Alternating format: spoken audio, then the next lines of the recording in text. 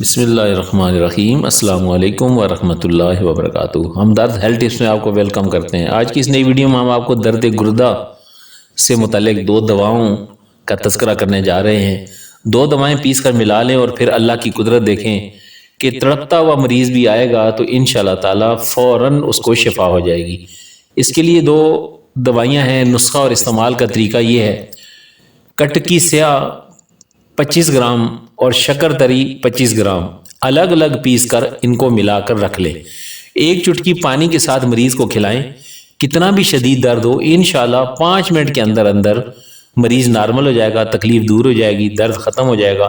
یہ دونوں چیزیں کسی بھی پنسار کے سٹور سے بآسانی آپ کو مل جائیں گی۔ ویڈیو کو زیادہ زیادہ شیئر کریں، لائک کریں، چینل کو سبسکرائب کریں اور کمنٹس کریں۔